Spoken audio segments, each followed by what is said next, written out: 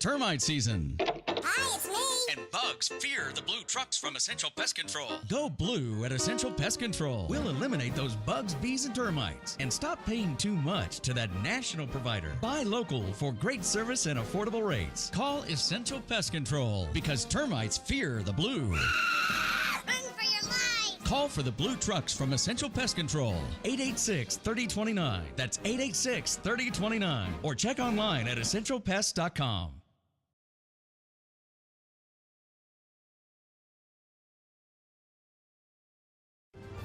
This is Ed Wilkinson with Wilkinson Wealth Management, where we manage money for gun owners.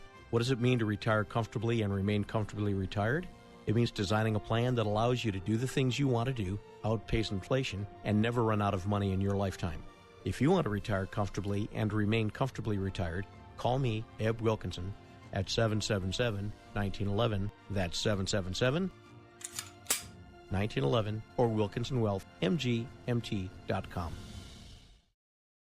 I'm proud to welcome my good friends at Tucson Iron and Metal Retail to Inside Track as an advertiser. Jamie Kipper and her staff are conservation experts. They sell round and square steel tubing, metal plate and roofing materials, as well as new and used steel, aluminum, and stainless steel to ranchers, artists, interior designers, roofers, as well as you do-it-yourselfers out there. Tucson Iron and Metal Retail is open Monday through Fridays, 8 a.m. to 4:30 p.m., and Saturdays, 8 a.m. to noon. Tucson Iron and Steel Retail, 701 East 36th Street. Call 520-209-1576. That's 520-209-1576. Or go to TucsonIronRetail.com. Come by and be sure to ask for Jamie. Tucson Iron and Steel Retail. This is what conservation and repurposing is all about. Welcome to Inside Track with Bruce Ash and Ed Wilkinson on the Live the Dream Media Network. Hello, everyone, and a very pleasant good morning to you wherever you may be.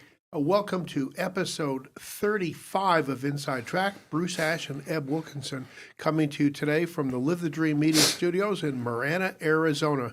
We have another big Wednesday show for you on Inside Track.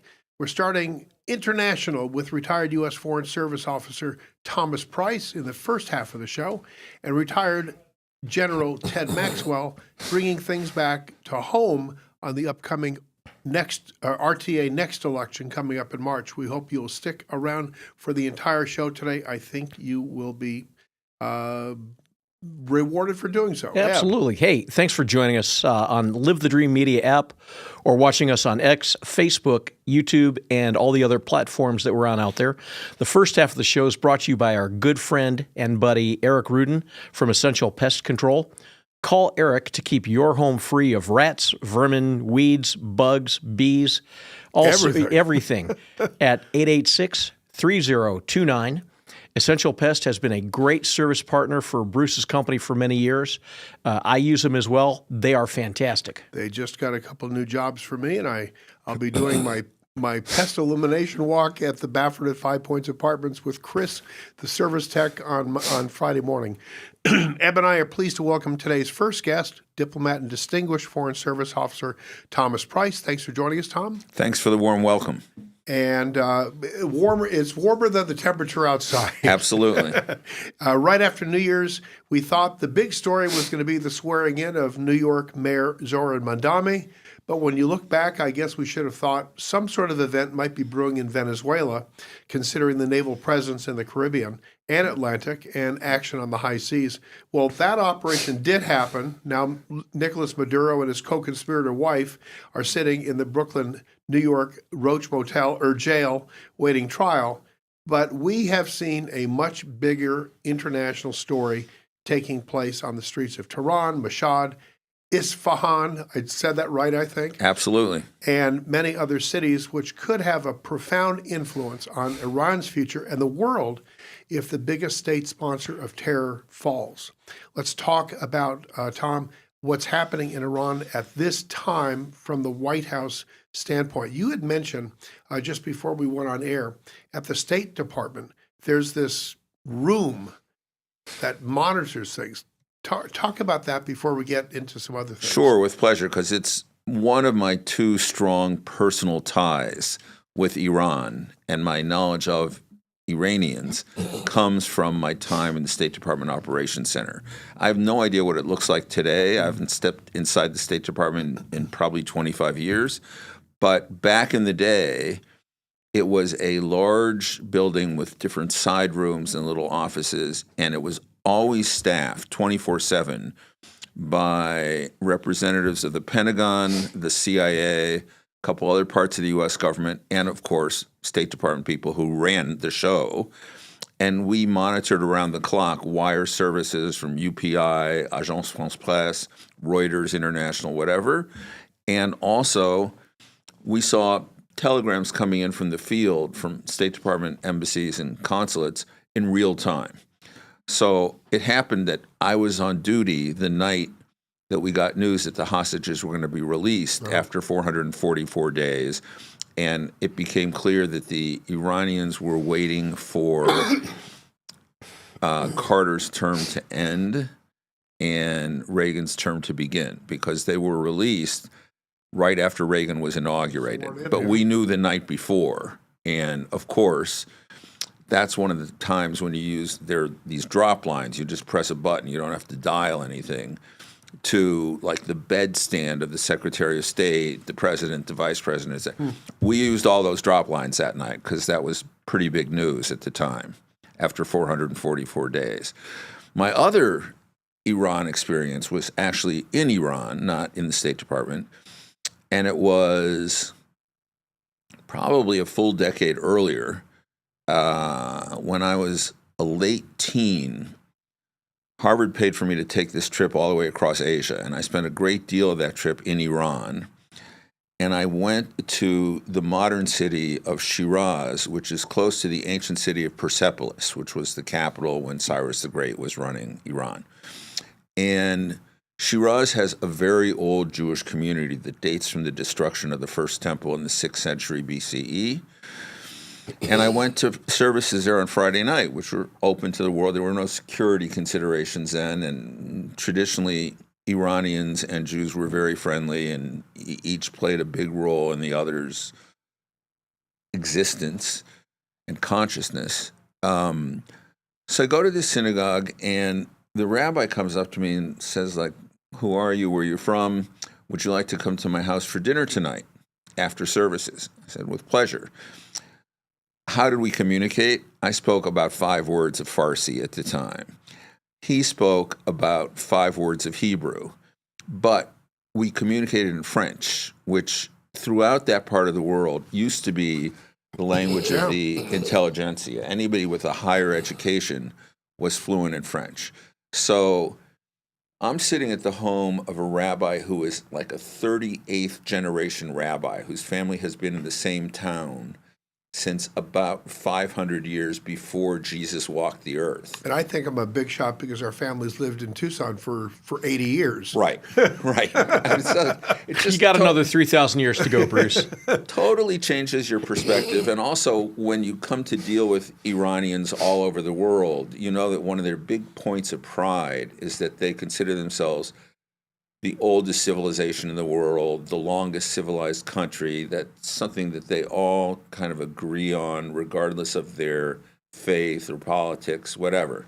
So yeah, I've spent a lot of time in Iran, never worked there. I was never assigned there, and I never really spoke fluent Farsi. I spoke enough to say, I don't eat meat in Farsi, but not much else. In any case, so what's going on today is, first of all, not at all surprising. I mean, the Iranians have protested before against this brutal and repressive regime. But to put it in context a little bit, I think not many Americans know that in the, I would say from the mid-50s to the mid-70s for sure, American influence in particular and Western influence in general was very, very strong in Iran. So when you walk down the streets of Tehran, nobody was wearing a burqa or a hijab. They were wearing modern Western clothes. Women were dressed in miniskirts. People went to university and they went to discos, and it was like a quote unquote normal country, meaning like a Western country. Western, yeah. And so when the Ayatollahs came to power at the end of the 70s, it was a great shock to the system. And a lot of Iranians left if they could. There's a TV show called Shahs of Sunset. Haven't seen it. It's about Iranians living in L.A. Oh, so it's Sunset Boulevard, and they're mostly wealthy. Yeah. Very wealthy, well thought of population of Persians who live in the L.A. area. Right. And on this show, the Shahs of Sunset, about half the Iranians are Muslim, at least nominally. They all drink, though. And about half are Jewish. So it's also an interesting example of how the two cultures coexisted peacefully for so long. Forever, yeah. Millennia. But what's going on today is finally seems to have taken over the entire country. They've blocked out the internet, so there's no reliable, constant source of news. We get snippets. Why would that country or any country cut off the internet? Would it be because to hide they don't want people to be able on? to plan demonstrations or coordinated actions. They want it to be scattershot. Or get reports out of the country?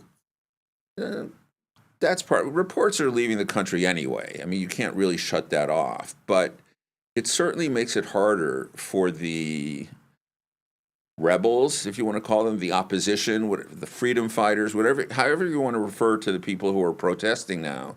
It makes it harder for them to coordinate their activities if they can't communicate by internet. Just think if we shut off the internet in Minneapolis and shut off cell phones there. There wouldn't be the types of protests or the coordinated protests that we're seeing in other places. Perhaps so. So the president reportedly gave Nicolas Maduro an off-ramp to exile, and he refused. We saw how that turned out. With the most recent events in Iran, is there still room to provide an off-ramp for Iranian leaders to leave the country alive and the country proceed from there in another direction? Yeah, it seems to me unlikely that they would accept an off-ramp, but you can always find a way for leaders to go into exile. I mean, basically, the family, the Shah, has been in exile, and now one of the leaders of this opposition movement is his son. So, opposition can last a long time in exile as long as it has air to breathe and tools for communication, such as the internet.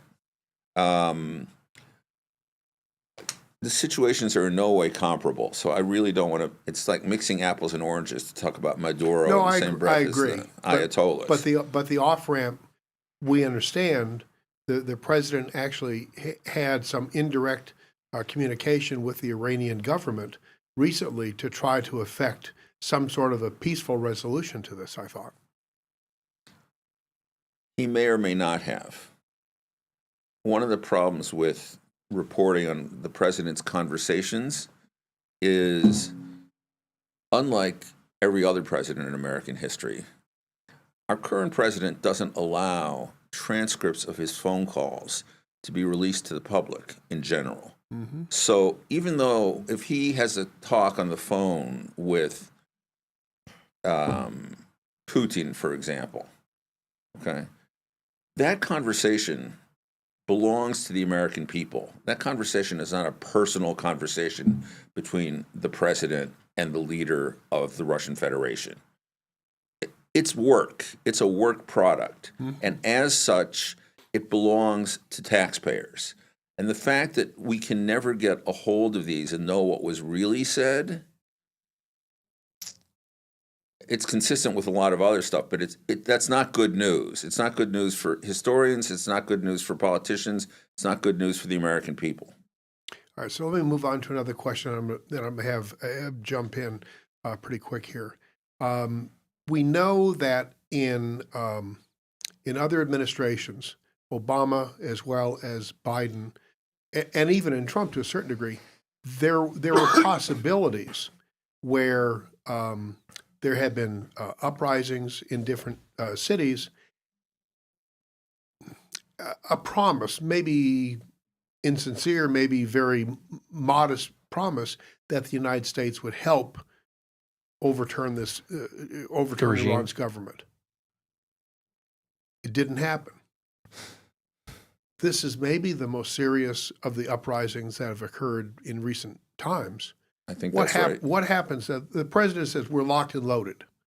Okay, if people are getting killed, we know that the Iranians themselves have admitted 2,000 deaths, maybe more, have actually occurred. What happens if the United States doesn't do something and this uprising is put down?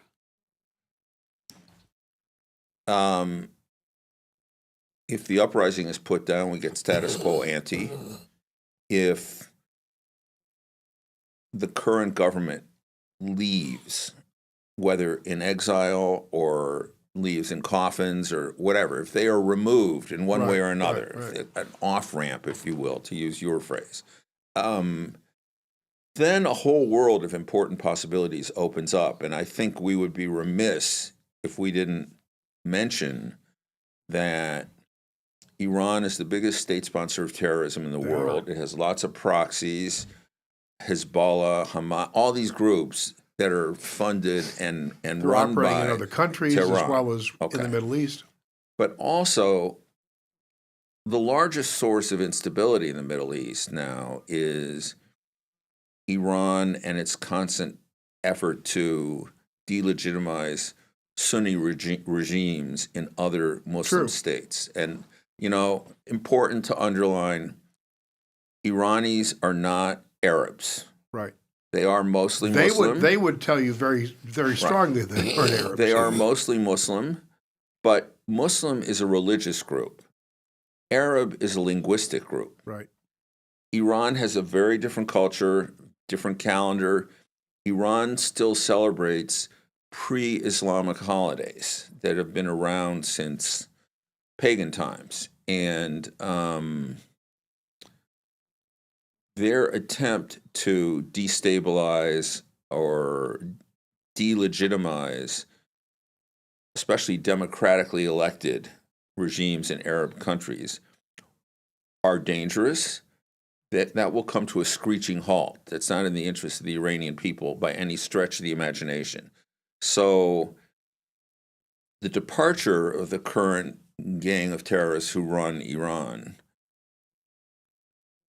would be possibly the most significant historic event in the course of this century, because it could open an era, and this is maybe wishful thinking, but really an era of peace and stability and cooperation all across the region.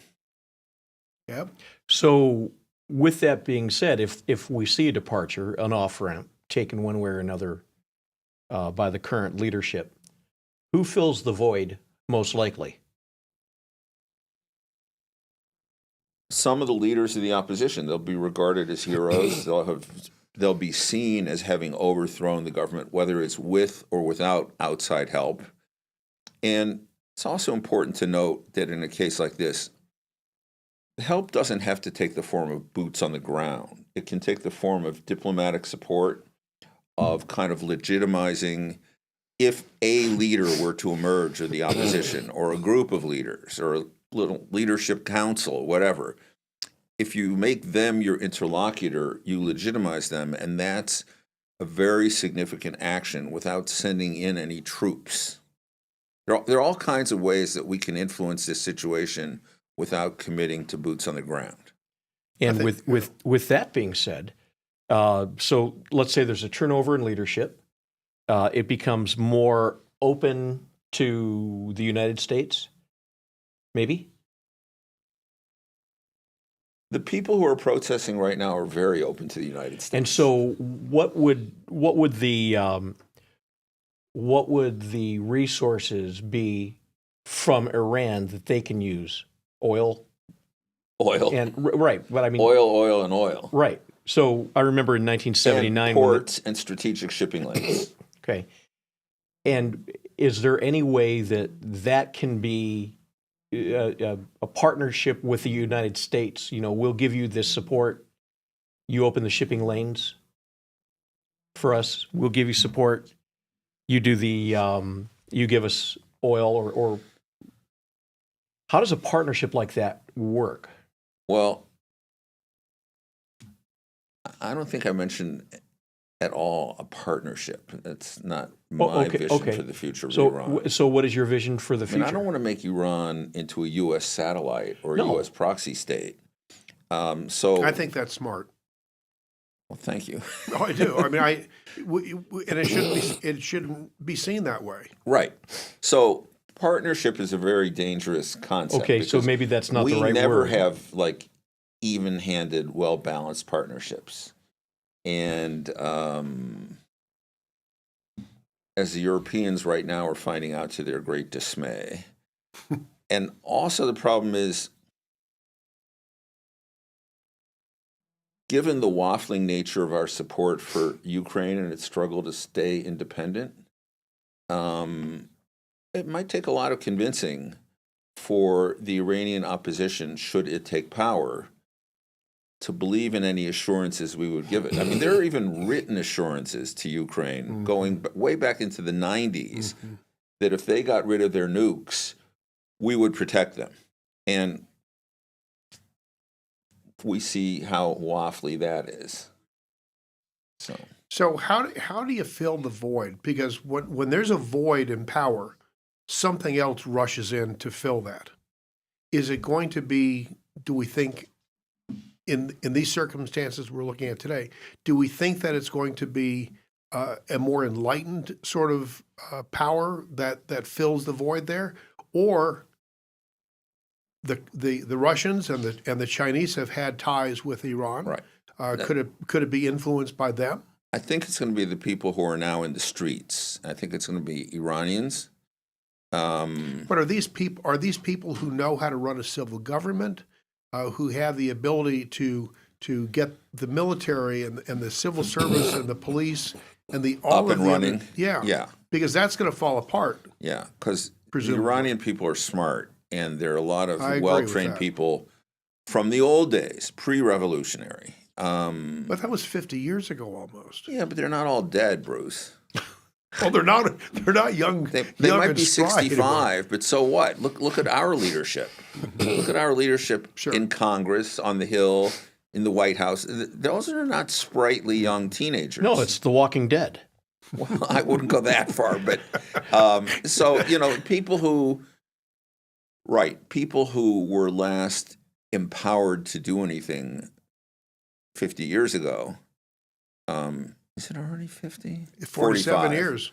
Right. Okay. So, they're not all dead yet. So let's talk about... And in terms of the other powers you mentioned, yeah. I think Russia has its hands full right now. I think the last thing they would want is to take on another conflict situation or be overextended in another foreign place. And the Chinese? Chinese is a different story. I don't think the Chinese have demonstrated a long-term interest in Iran. I think they had a relationship of mutual convenience. They do have oil. And they've been very strong on their Belt and Road strategy. Which has not extended to Iran. Yet. What is that noise? It's somebody's phone vibrating. Let's talk about the currency crash that's going on in Iran right now. Most of the population has lost a lot of money. Right. Okay. Where do we go from here? Where do they go from here? They have to rebuild the economy. That they almost have to start and create a country afresh, using the lessons learned from the last big revolution, which was 79? Yeah. And making sure that the country moves in a direction that more people are comfortable with, but also efficiently using the resources that are so abundant and maybe spending less on nuclear deterrence, which it doesn't really need. Iran has spent a lot of its money on these proxies and on arming itself and protecting itself against U.S. attacks. Yeah, and building a nuke program as well. Right.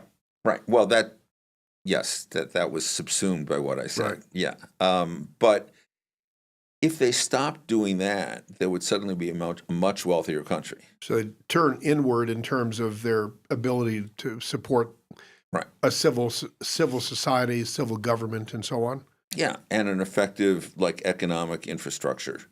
So and protecting the real too. I mean, because you're absolutely right that one of the proximate causes of the current demonstrations and all these uprisings is the complete crash of the currency, and people lose. I mean, nobody in any country is going to be happy if their currency is devalued by 80% overnight. Right. Do we think that there was any foreign influence in the real being crushed the way it's become in the last couple of months, or was that strictly an event that was bound to happen and it just happened on its own? Do we have any evidence that there was any outside manipulation on that?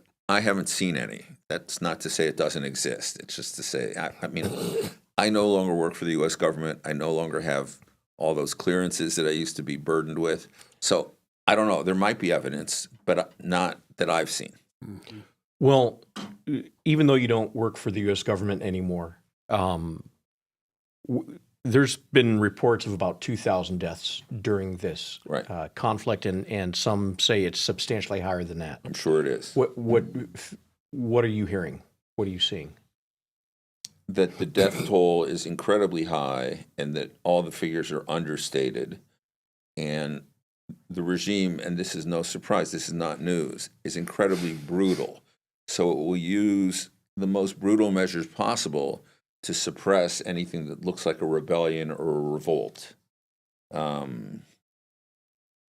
mean, it's the epitome of law and order, except it's not law that's made by the people, it's law that's made by the Ayatollahs. Mm-hmm. There would be a place, perhaps, if this, let's call it a freedom revolution occurs and is successful. Is there still a place, though, for Muslim clerics in that country? Do you think? Well, there should, in an enlightened new regime, there should be religious freedom as a fundamental precept. And for religious freedom, you have to let different religions have their own clerics and let them function. They don't have to take political power. They certainly don't have to take control of the armed forces or the police. But, yeah, why not have, you need clerics. When the Venezuelan dictator was ousted, and people are saying, it's all about the government was overturned over oil. Should we see the same thing happen in Iran? Who is best equipped to repair all the damaged oil drilling and refining? Oil companies. I mean, it's what they do for a living. You mean which nation? Yes. You know, these days, I don't know which nation has the best oil technicians around. In the old days, it was the British. It might be us now. I don't know, but I don't see that as a national thing. I see that as should be a private sector thing, and maybe an international support fund should be created to help the rebels, should they be successful, establish a new government and a new economy. And obviously repairing all these facilities is going to cost money. So you could talk about long-term loans. You could talk about a sort of Marshall Plan. There are all kinds of mechanisms, but we should avoid any bilateral entanglement. It should be a multilateral, multinational fund or board of experts or whatever devoted to rebuilding Iran, which means, among other things, rebuilding its oil economy. Right? Does that make sense? I agree. So we got to close up here pretty quick. Give us your final thoughts on what you would, as an experienced foreign service officer, and as just an interested citizen, want to see happen in Iran from this moment, say for the next 3 to 6 months, if there has been some sort of a release of control by the mullahs?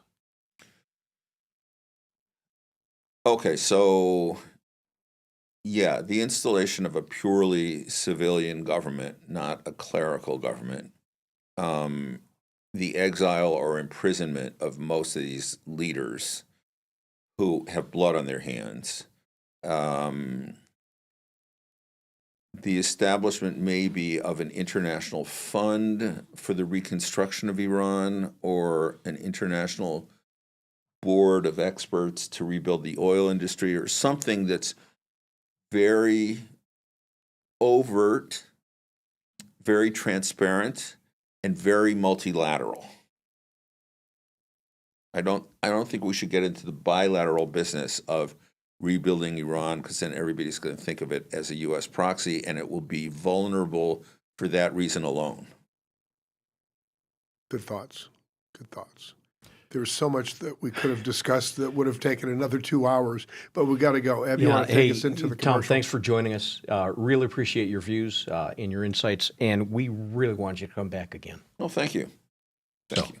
And we need to pay some bills. No channel flipping. After we hear from the folks who help us pay the bills, we'll have Ted Maxwell join us to talk about what's going on with the RTA next. Stay tuned. It's termite season. Hi, it's me. And bugs fear the blue trucks from Essential Pest Control. Go blue at Essential Pest Control. We'll eliminate those bugs, bees, and termites. And stop paying too much to that national provider. Buy local for great service and affordable rates. Call Essential Pest Control because termites fear the blue. Run for your life. Call for the blue trucks from Essential Pest Control. 886-3029. That's 886-3029. Or check online at essentialpest.com.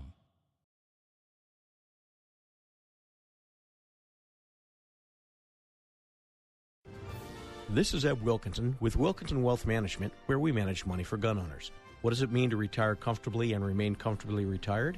It means designing a plan that allows you to do the things you want to do, outpace inflation, and never run out of money in your lifetime. If you want to retire comfortably and remain comfortably retired, call me, Eb Wilkinson, at 777-1911. That's 777-1911 or WilkinsonWealthMGMT.com. I'm proud to welcome my good friends at Tucson Iron and Metal Retail to Inside Track as an advertiser. Jamie Kipper and her staff are conservation experts. They sell round and square steel tubing, metal plate and roofing materials, as well as new and used steel, aluminum, and stainless steel to ranchers, artists, interior designers, roofers, as well as you do-it-yourselfers out there. Tucson Iron and Metal Retail is open Monday through Fridays, 8 a.m. to 4:30 p.m., and Saturdays, 8 a.m. to noon. Tucson Iron and Steel Retail, 701 East 36th Street. Call 520-209-1576. That's 520-209-1576, or go to TucsonIronRetail.com. Come by and be sure to ask for Jamie. Tucson Iron and Steel Retail. This is what conservation and repurposing is all about.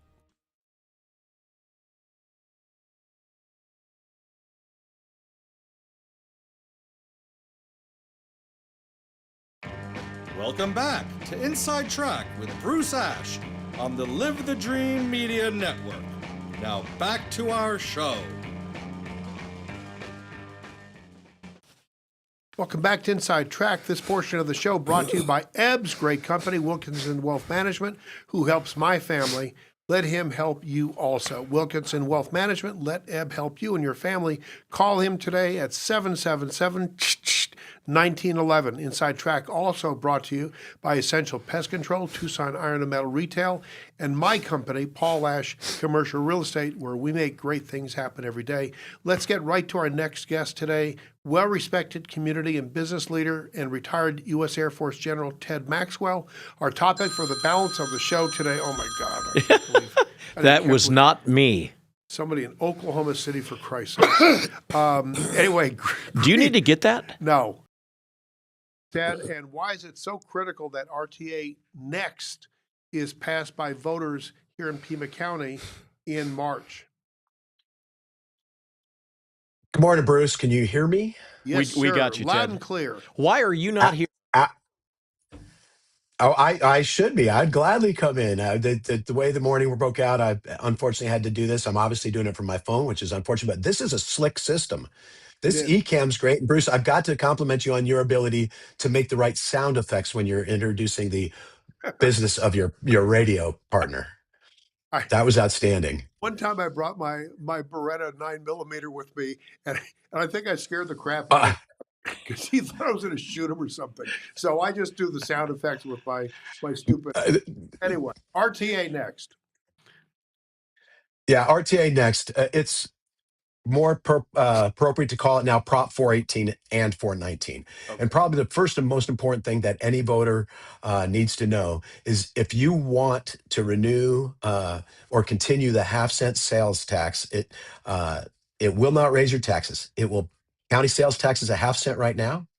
If you vote yes and it passes, the county sales tax remains a half cent the day after and the day that the new plan takes effect, which would be April 1st.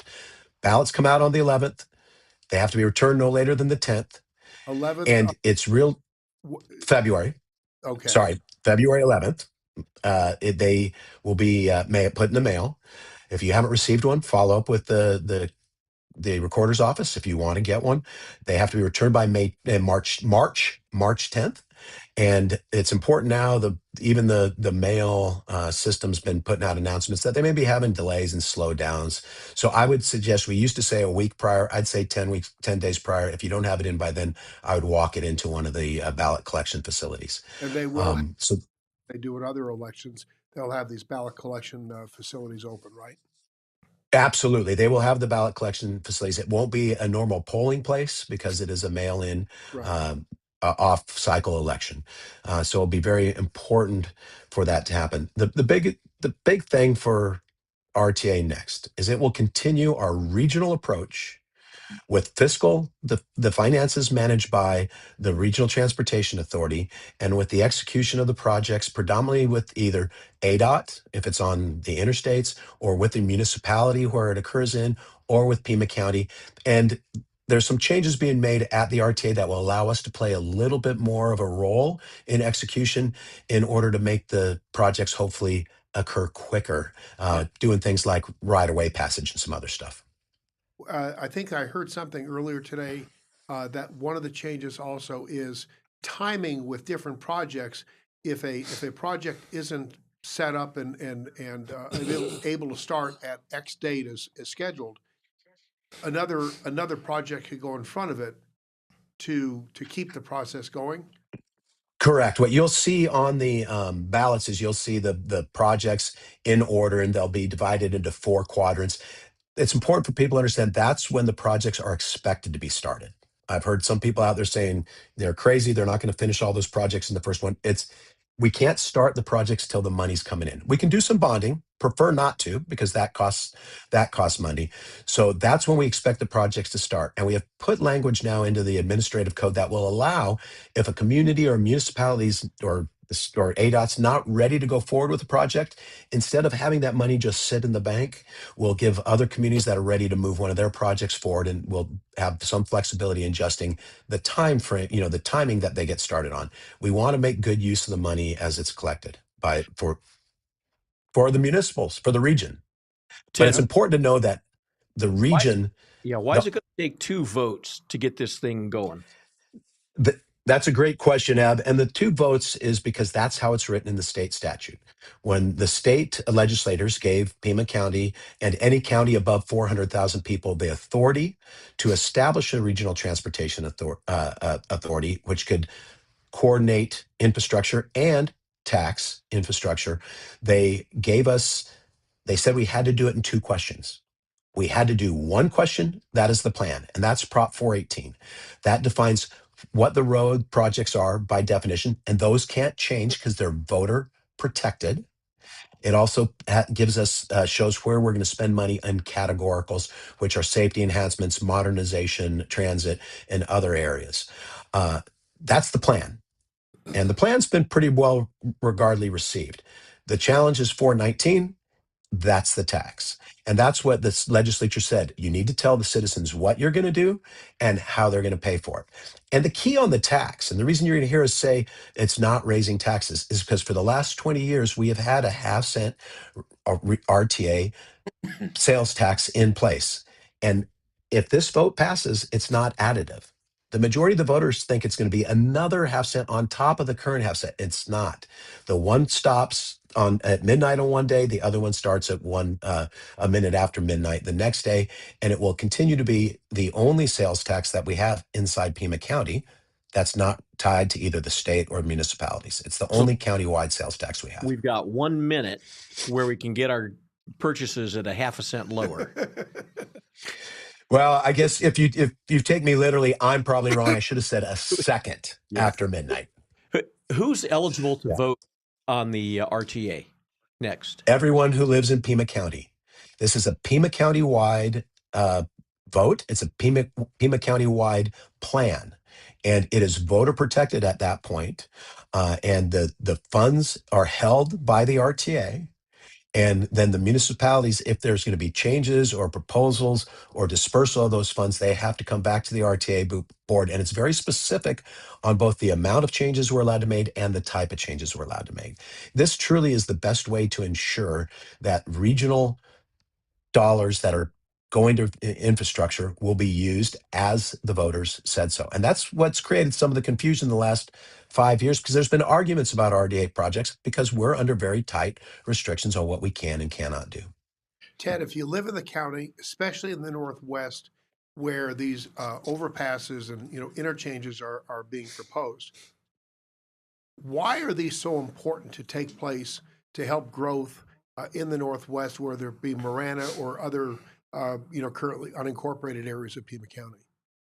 Well, anytime anybody spends on Interstate 10, actually traveling almost throughout the region, you know how it can get backed up, especially at rush hour times, especially there's some that are flat out unsafe. When the train goes. And that's one of the big issues. If you look at the Ina traffic interchange, that's how you get on and off Ina Road. That is an RTA 1 project. It's completed, and now a train, the access to the freeway is over the train tracks. You can't get delayed by a train there. You still can at Cortero. We still have it at Tangerine. By the way, both of those are in RTA Next to fix those problems. And it makes traffic it makes it safer, more efficient, and smoother, and it's going to increase the capacity. We still are a growing community, especially on the Northwest side. But it's not just the Northwest. Sure, there's 3 of those traffic interchanges that are proposed are in the Northwest. One's in Sarita, and one's on the east side of Tucson. So there are interchanges throughout the county that will benefit from this.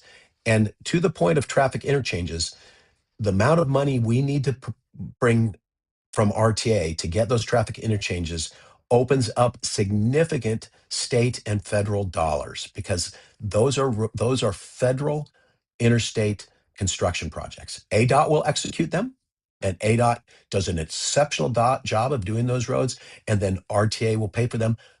And we have significant, almost 90% of the funds coming from federal or state dollars, not just the RTA dollars. It's leveraging our local investment. Yeah, Ted, I live in the county. That's great, but I work in the city. My company's in the city. If you live or work in the city, why is RTA Next so important to me or to anybody else who does? Well, there's a lot of reasons it's important to the city of Tucson. And the reality is every mayor has approved, and every mayor and council has voted by unanimous approval to get behind RTA Next. So they are all hoping everybody will be a yes on 418 and 419. You are a perfect example, Eb. You live in unincorporated Pima County. I do. So the roads that you take every day don't care about what municipality you're in. You're crossing into Oro Valley, you're crossing into the city of Tucson. You're on the roads that RTA, the Regional Transportation Authority, and 418 and 419 cover are the arterials and the collectors. They're the main roads. They're First, they're Grant, they're Craycroft. They're all the ones that you might drive in that we get lots of heavy traffic on. 411 in the city is repairing neighborhood roads, but there's no additional funds to repair the major arterials that take us throughout the county. There's a new section in RTA Next, which 418 and 419 yes votes will open up, and that is arterial reconstruction. It doesn't require any design of the roads. What it says we're going to do is we can go in on the roads that are in most need and curb to curb put down a new 4 to 6 inch concrete road that will be good for a minimum of 10 years before it needs to have any maintenance. That is a category we didn't have in our RTA1 that's in this plan. But more importantly, Eb, is what if it fails? There is 0% chance that Pima County will get a half-cent sales tax to cover anything because Steve Christie is, who is a proponent of RTA, a proponent of RTA Next. He's supporting 418 and 419, but he will not allow a sales tax to be placed on county-wide, which means there's that is not voter protected and not restricted purely to infrastructure. So that's somebody who's in unincorporated Pima County. There will be no funds to improve your arterials, your collectors, if this doesn't pass. And again, this is new. The arterial and collector money. When I spoke at Pima County, Supervisor Christie had one question for me: how can Pima County get some of that arterial road? And the answers for that is this plan is based on a pessimistic view of revenue. Revenues that come in excess of the collection, which 80% of the time should happen.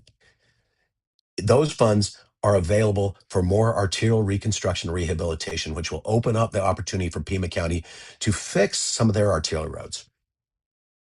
Ted, you just mentioned some of the shortfalls that existed in funding in RTA 1.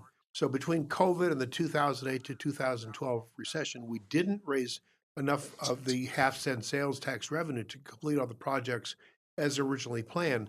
These projects, some in midstream right now, might not get completed for years, right? If RTA Next doesn't get voter approval, right? So, Bruce, great point. The board is committed to finishing all the RTA1 projects, but without RTA Next, Mike Ortega is currently estimating 9.5 to 10.5 years using every dollar we get from the feds in the state. What this allows us to do is to continue the build out of the current roads under project. And there are a handful of about 7 projects that are on RTA Next that are original projects from RTA 1. The RTA 1 revenue expectation was based on the baseline projection by economists, which means 50% of the time you're going to raise more money, 50% of the time you're going to raise less. And what you just pointed out, Bruce, is 2008 set us way behind. So while the first plan was based on 2.1 billion in revenue with a 50-50 chance above it, we came in at 1.8. So there is over 200 million. That's a huge. In addition, the inflation factor that has affected construction costs, right? Which is one of the reasons we've made some of the changes to how quickly we can use the money we've got. Any delay in road infrastructure increased costs significantly. And that's why stopping these projects, stopping this regional approach, this voter protected regional approach, is just not a good move in transportation. Transportation infrastructure, maintenance, and building has to be a continual issue for any community that wants to prosper both economically and with our quality of life. We have to make those investments. And if we stop and say, okay, let's finish all the other ones, we're talking 9.5 to 10.5 years. First off, we're going to outgrow what we've got. There's going to be lost growth and job opportunity, both on the northwest side, all those traffic interchanges, down in Sarita, that's the Sarita traffic interchange, and even on the east side, where Rita Road interchange is on the plan to fix. Not to mention expansion of Marianne Cleveland and other roads throughout the city, throughout the county. And it really is, the 20-year plan covered a lot of the region. This plan fills in a lot of those holes. When you see the 2 maps overlaid, you go, wow, this truly is a regional approach. Ted, before we close out today, and Eb's going to do that in just a second, say again when to expect the ballots, accept the ballots in the mail, and how long you have to get them in, and the best way to get those ballots there in time. So February 11th is when the recorder's office will put the ballots in the mail. So you should receive them a couple days afterwards. Remember, all mail goes up to Phoenix now and then comes all the way back down. But you should have them in your hands by February 13th. March 10th is the deadline to have them dropped off or received by the county. Therefore, you've got to be mailing it no later than really March 1st. I would target March 1st as the date. I'd recommend everybody getting them in the ballot if you're going to do it that way. If it's after that, I would highly recommend you take the time. And the important thing is to vote. The important thing is to vote. Vote the Yes, damn these March. crying out loud. Geez, I mean, all these people, our friends and neighbors who we love and we work with and so on, they leave the damn things on their coffee table or on their kitchen table, and they never take any action on them. I mean, with every vote, counts, don't they? They do. Every vote counts, especially in these ones. The margins are narrow. This, you need to be a yes, yes on both for it to take effect. If it's a yes, no, or a no, yes, it doesn't pass either of them, the plan, or there's no money to do it. And we can't collect the tax if we don't have a plan either. So you've got to keep those alive. And it's critical because any delay in continuing investment in our region will hurt. And again, this is the only voter protected region-wide plan we can put in place. If not, every municipality, and they're going to do this, they will go out on their own, which means regionally, no regional thought and less control. Hey, Bruce, last week was our prediction show. What's your prediction on percentage of voter turnout for this? I hope it's above 35 or 40%. We'll see where it turns out, Ed. What do you Okay. think? I'm thinking 27%. All right. I'm thinking Ed's right historically. Bruce, you're the optimist. I mean, I listened to that prediction show, and there was some optimism throughout. I won't ask you what you thought about the chance of it passing because I don't want to hear that. But here's the fact: I've been in more. I'm not I'm praying going it for that passes. prediction. I'm Yeah. not for that prediction. We And I've been. need this to pass. We need this. We to do. And that's the point, Ab. And we need everybody to tell their friends. You guys are doing it. When you talk RTA, start the show with it, close the show with it. If that you're for it, people trust you. They trust the people they know. And I've been in rooms where I've been yelled at, and people are telling me it's terrible. And then I've got a ton of people that come over quietly and say, Ted, we're behind this. We know this is important. We really need it. I said, well, tell the people you're in this room with. You've got to speak up. I think this has got large popular support, but people have to understand your tax rate will stay the same if it passes. If it passes, it stays the same. 85% of people polled thought it was going to be additive. It's not going to be additive. It stays at a half cent. Pima County, I've read an article the other day criticizing the RTAs and what's been done because they say Pima County's 50 years ahead of us on their roads. Or sorry, Maricopa County, 50 years ahead of us. They've had their half cent regional sales tax for 42 years. We're at year 19. You've got to invest in infrastructure. It's a core conservative, liberal principle. There's infrastructure doesn't take sides. Everybody has to drive on the roads. Everybody has to get around town. And it's important. Great Ted, point. Thanks. we are out of time. I'm going to call you this afternoon. We need to run. Thanks so much for joining us, talking about all things RTA Next. We hope to rejoin us soon. And all of us here at Inside Track Podcasts, available on Live the Dream Media, Facebook, live page, YouTube, Apple, X. Bruce? Before we close, our thoughts are on the family of two-term Arizona Attorney General Mark Brnovich, who passed away just in the last day or so. Berno was a good man. He actually was a fun guy to be around, and he left this world way, way too early. Thanks for joining us today on Inside Track. Eb and I will hope you'll turn in again next week where we return with some really good guests. This is Bruce Ash. Eb Wilkinson. And Tom Price. put a fork in the Sun Devils this evening, everybody. Bear Down, Arizona, and Rock McHale Center. Eb and I will see you again in 167 hours.